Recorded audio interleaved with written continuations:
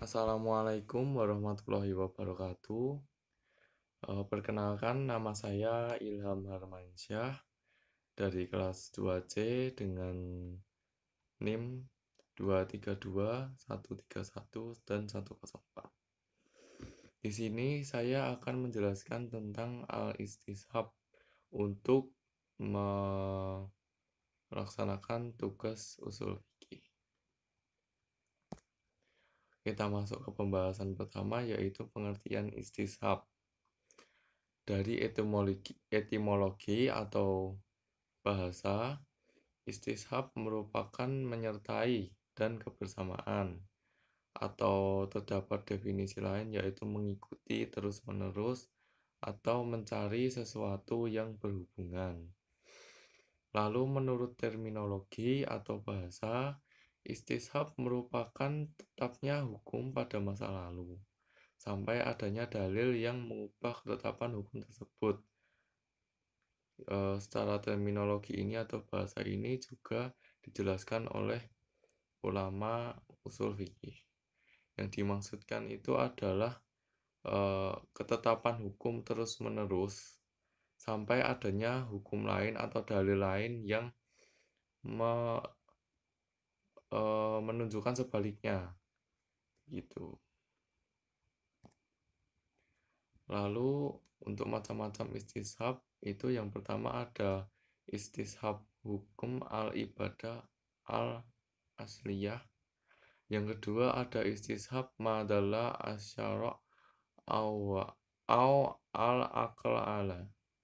Lalu yang ketiga ada istishab al-hukum al-umum ila an yarid at-tahsih. Lalu yang keempat ada istishab hukum akal sampai datangnya hukum syar'i. Lalu yang kelima istishab yang ditetapkan berdasarkan ijma, tetapi keberadaannya diperselisihkan. Yang pertama adalah istishab al-ibadah al-asliyah adalah tetap berlakunya hukum mubah yang dasar. Jadi seseorang boleh melakukan sesuatu menggunakan segala sesuatu yang bermanfaat selama tidak ada dalil syara' yang menegaskan hukum tersebut.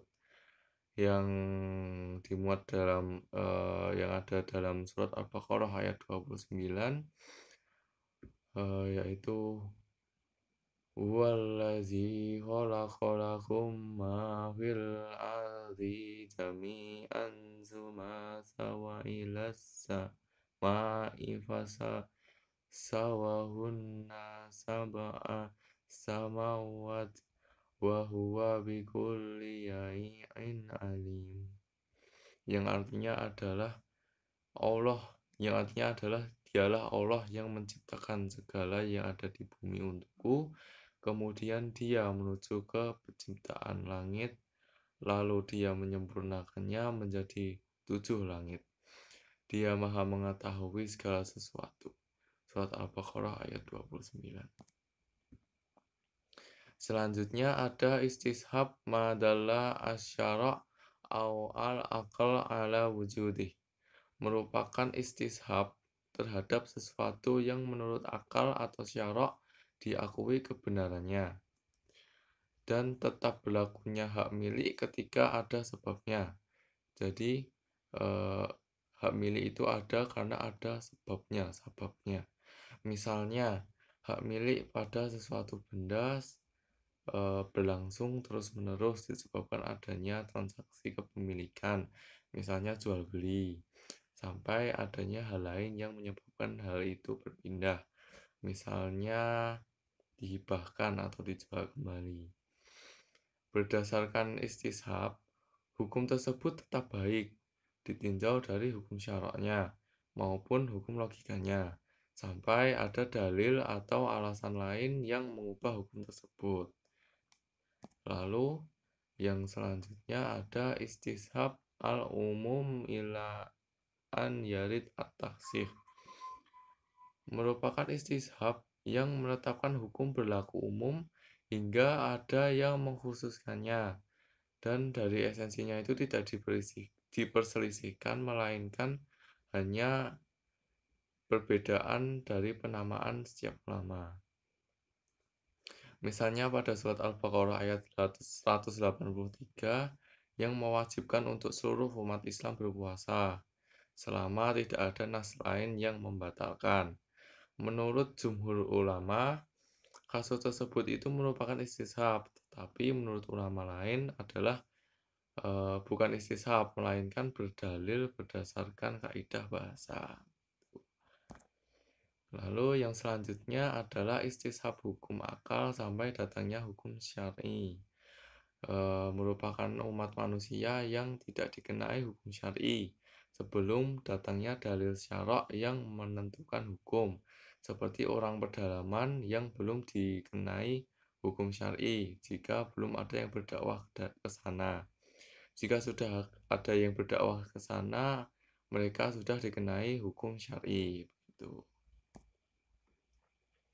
Lalu selanjutnya ada istishab hukum yang ditetapkan berdasarkan ijma, tetapi keberadaannya masih diperselisihkan. Ya contohnya itu ada jika ada orang yang tidak mendapatkan air wudhu, maka ulama akan sepakat atau ijma untuk boleh bertayamum. Akan tetapi jika di tengah sholat turun hujan, bagaimana hukumnya? Menurut istishab ijma itu menghukumi tayamumnya itu sah karena memberlakukan ijma tentang sahnya tayamum sebelum turunnya hujan itu. Lalu ada pendapat lain yang mengatakan bahwa istishab ini tidak sah atau tidak berlaku dikarenakan syaratnya tayamum atau syarat keabsahan tayamum akan batal karena adanya air hujan tersebut. Lalu selanjutnya adalah kehujahan istishab. Yang pertama adalah al-kalam yang tidak dianggap hujah. Lalu yang kedua adalah ulama Hanafi mutakhir, yaitu hanya hujah untuk menolak dan menafsirkan. Lalu ada Malik Syafi'i dan Hambali, yaitu hanya hujah untuk menafsi atau menghilangkan dan hujah untuk mensabitkan atau menetapkan gitu.